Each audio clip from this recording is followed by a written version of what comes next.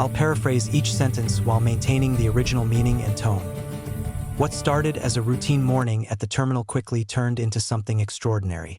Travelers stood still in shock as 14 police canines suddenly abandoned their organized formation, encircling a small blonde child who stood by herself near the 12th gate.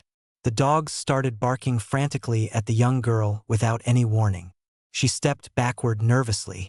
"Please stop them," she pleaded, her eyes searching frantically for help. The commanding officer yelled instructions, but the canines wouldn't retreat. They stared at her intently, as though she concealed something hazardous. An officer nearby moved closer. "Young lady, we have some questions for you," he stated sternly. The small child's complexion went white. I'm confused. "I've done nothing bad." Her words shook as fear set in. The dogs barked once more, this time with greater intensity. Security personnel flooded the area in moments. Dawn's light streamed into the airport through the expansive glass panels. Officer Mark Jensen straightened his badge while guiding his specialized K-9 team past the 12th gate. 14 German Shepherds marched in impeccable alignment with their partners. These were no regular canines. They represented the nation's most expertly trained detection dogs. During the walk, Rex, his primary dog, pushed slightly forward, examining people's faces and bags with keen observation. Yet something about Rex's bearing caught his attention. The shepherd's ears flickered and his focus remained on the seating section. The young child, appearing no more than 4 years old, stood by herself next to a baggage trolley. She wasn't weeping or seeking assistance. She simply gazed forward, gripping a threadbare stuffed teddy bear with such force that her fingers had become pale. Mark shared a glance with another officer. "Did anyone witness her arrival?" he questioned softly. His colleague responded with a negative headshake. Rex abruptly reduced his speed, his ears pointing ahead. He directed his attention toward the child, his stance changing from vigilant to warily interested. The remaining dogs followed his lead sequentially. Mark carefully moved toward the child. "Hello there, little one. Have you gotten separated?" The child remained silent. She squeezed her stuffed teddy closer and raised her gaze to him with large blue eyes. Behind Mark, the canines started shifting once more, now appearing agitated. Rex emitted a quiet growl as a warning. The quiet moment was brief. Then the situation transformed completely. Rex's quiet growl intensified into a piercing bark that resonated throughout the glass terminal. In an instant, all 14 police canines rotated simultaneously, their attention fixed on the young girl. The synchronized action triggered waves of alarm among the observers. "Maintain your positions," Mark commanded, his voice piercing the disorder. Yet the instruction was ignored. The canines didn't assault, they encircled. Their frames were rigid but not hostile, creating a defensive barrier around the child. Onlookers inhaled sharply, retreating. Mark was familiar with these canines. He depended on them completely. If they were behaving this way, there must be justification.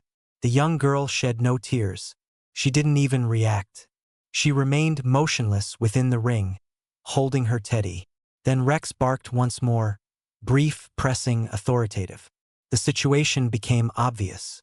They weren't containing her. They were protecting her. Mark's heartbeat accelerated. Rex wasn't responding to the child. He was responding because of her. Something in her vicinity or on her person had activated their senses. Then, unexpectedly, Rex's ears stood upright. His head pivoted sharply toward the young girl's stuffed teddy, and a deep rumbling emerged from his chest. Mark's pulse faltered. Whatever had captured the canine's focus, it was within that plaything. Travelers shrieked, dispersing in all directions. "Everyone move away," Mark shouted, raising both palms. Amid the disorder, the young girl stayed immobile. Rex positioned himself between her and the masses, his frame serving as a living barrier. Mark's gut feeling indicated this wasn't coincidental. "Rex," he spoke firmly. "What's there? What's the scent?" Rex moved nearer to the child, his nose investigating near the stuffed teddy again. "Request bomb squad on alert," Mark commanded through his radio. Lock down the 12th gate right away. Mark knelt beside the child, his voice gentle. Listen, little one. Everything's fine. You're protected. The youngster blinked, her tiny voice quaking. They aren't angry. They're frightened. Mark took the teddy gently. Diaz retrieved the handheld scanner, passing it across the teddy's form. The display illuminated right away and a piercing beep cut through the atmosphere. Everyone became still. Metallic reading detected inside the body. Diaz announced, shock washing over his expression. Rex rumbled quietly, backing up. Mark faced the youngster. Are you aware of what's inside, sweetie? The child shook her head negatively, moisture forming in her eyes. It's only a teddy. The scanner beeped once more loudly. Sir, this isn't a simple toy alteration. There's circuitry in here. Mark's pulse raced. Everyone retreat slowly. As the bomb squad started to isolate the terminal, a cry cut through the turmoil. Lily! A woman rushed past security personnel, moisture streaming down her face. That's my child. Please allow me access. Officers prevented her advance. Mom, halt. Yet she struggled to bypass them. She's merely 4. Someone abducted her from the bathroom 10 minutes prior. Mark signaled for the officers to maintain position. Ma'am, what do they call you? Emily Parker. She wept. Rex advanced, his tail rigid, frame tense. Momentarily, the shepherd rumbled. Yet then equally fast, Rex ceased. His bearing relaxed and he took one stride toward her. Mark's tension eased with relief. Rex had reached his conclusion. The woman posed no danger. Allow her passage, Mark stated. Emily collapsed onto her knees next to the child, enveloping her shaking daughter in her embrace. Ma'am, we discovered something within your daughter's plaything. Are you familiar with anything regarding this teddy? Emily's complexion became ashen. That's her treasured one.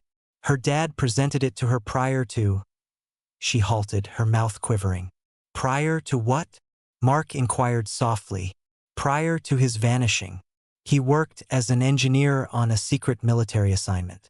Following his disappearance, suspicious individuals began tailing us. Mark's blood froze. This was no ordinary security incident. This isn't an explosive device, the chief technician stated. However, it's broadcasting. It's a tracking device, military specification. Someone's been monitoring this young girl. Emily's expression went ashen. They located us once more, correct? Moisture pooled in her eyes. My spouse, Daniel Parker, was employed by a defense contracting firm. He was creating encrypted communication components for the armed forces.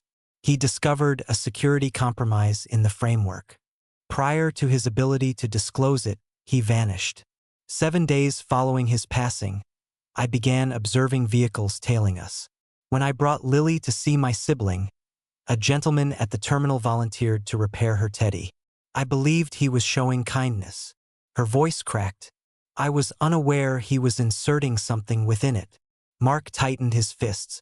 They utilized the youngster as bait to track you. Rex barked abruptly, frame rigid, fur bristling. Mark traced his line of vision. A dark van sitting idle just beyond the boundary fence. Get surveillance on that automobile immediately, Mark commanded. The instant Rex sprang toward the glass, the van's headlamps switched on. The motor roared and within moments it accelerated toward the service departure. Move, Mark commanded into his radio.